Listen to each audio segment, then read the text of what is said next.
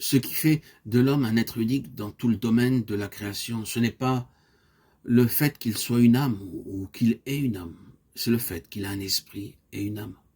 Et il est possible que cette union en une seule personne de l'âme et de l'esprit rende l'homme unique au-delà de cette création, dans l'univers tout entier.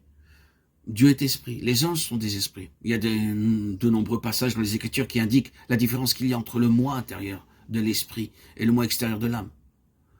Paul dit par exemple, mon esprit est en prière, mais mon intelligence reste inactive.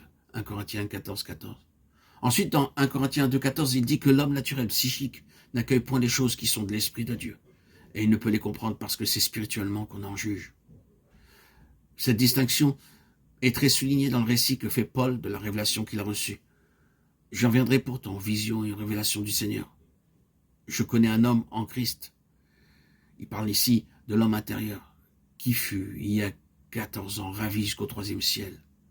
Si ce fut en son corps, il parle de lui, l'homme extérieur ne sait, je ne sais, Dieu le sait.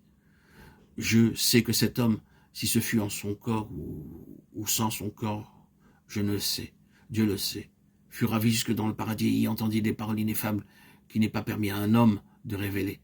En ce qui concerne cet homme-là, oui, je puis me glorifier, mais en ce qui concerne exclusivement ma personne, je ne me glorifierai pas. 2 Corinthiens 12, 1, 5.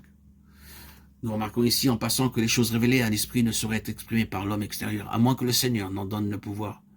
Dans un autre passage, l'apôtre demande les prières des enfants de Dieu, afin qu'il lui soit donné de faire connaître en toute liberté le mystère de l'Évangile. Éphésiens 6, 19. Nous pourrions citer beaucoup d'autres exemples, tels que selon l'homme intérieur, je prends plaisir à la loi de Dieu, Romains 7, 22, et tout ce chapitre 7 dans son ensemble.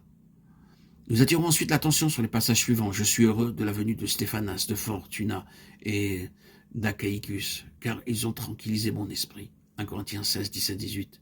L'esprit lui-même rend témoignage à notre esprit. Romains 8, 16. Qu'un témoignage soit livré à Satan pour la destruction de la chair, afin que l'esprit soit sauvé au jour du Seigneur Jésus. 1 Corinthiens 5, 5. Pour être sainte de corps et d'esprit. 1 Corinthiens 7, 34.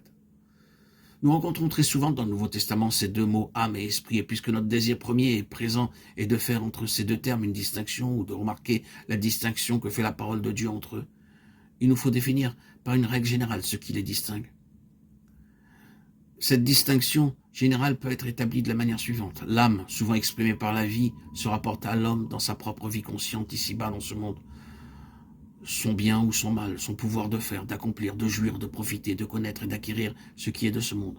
De vivre comme un être responsable, conscient de lui-même, répondant à Dieu de lui-même et de sa vie, et considérant sa vie comme la réalité d'une destinée et d'une intention de Dieu plus haute que le simple fait de vivre pour lui-même et pour le court espace de sa vie terrestre. L'âme peut être touchée par quelque chose de plus élevé et y répondre. Mais sa relation première ne la porte pas vers Dieu. Une telle relation est indirecte et secondaire. Et l'esprit, et ce par quoi, étant donné la régénération nécessaire, l'homme est lié directement aux choses de Dieu. Il est ainsi constitué afin de pouvoir être en relation avec les êtres spirituels et les choses spirituelles. Ceci est une règle vaste et générale, et si certains passages semblent la contredire, la difficulté tombera si nous nous souvenons de la condition selon laquelle, d'une part, Dieu regarde l'homme comme un être responsable, parce qu'intelligent et conscient, capable de choisir et de saisir, et d'autre part, lorsque l'esprit a été régénéré et amené en communion, vivante avec Dieu. L'âme, elle aussi, a été touchée, et désormais elle reçoit de Dieu comme elle donne à Dieu par le moyen de l'esprit.